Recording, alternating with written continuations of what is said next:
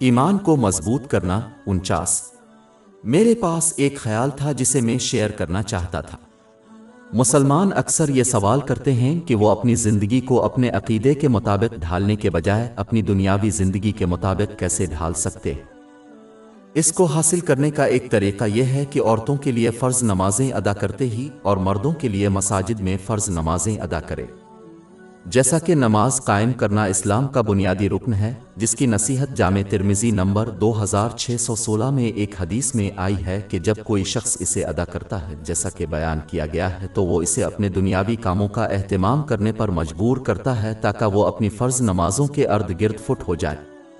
جبکہ جب کوئی شخص اپنی فرض نمازیں دیر سے پڑھتا ہے یا مسجد کی بجائے گھر میں پڑھتا ہے تو فرض نمازوں کو اپنے دنیاوی ٹائم ٹیبل کے گرد فٹ کرنا آسان ہو جاتا ہے، جس کے نتیجے میں وہ اپنے ایمان کو اپنی دنیاوی زندگی میں ڈھالنے کا سبب بنتا ہے۔ صحیح رویہ غیر ضروری اور فضول سرگرمیوں میں ملوث ہونے سے بھی روکے گا، جیسے کہ شاپنگ سینٹرز کا غیر ضروری جانا، کیونکہ یہ اکثر مسلمان کو وقت پر مسجد میں اپنی فرض نماز ادا کرنے سے روکتے ہیں۔ ان غیر ضروری چیزوں اور سرگرمیوں سے پرہیز کرنے سے انسان اپنی زندگی کو اپنے مذہب کے گرد ڈھال سکتا ہے۔ اس کے علاوہ فرض نمازوں کو وقت پر ادا کرنا اللہ تعالیٰ کے نزدیک محبوب ترین اعمال میں سے ایک ہے۔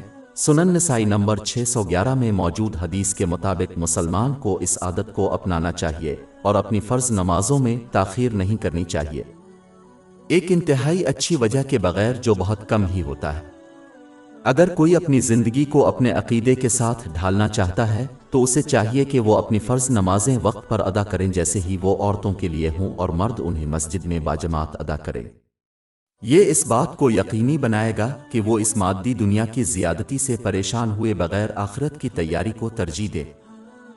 ہماری ویب سائٹ www.sheikhpod.com پر 400 سے زیادہ مفت e books, audio books, infographics, podcast اور بلاگ دستیاب ہے۔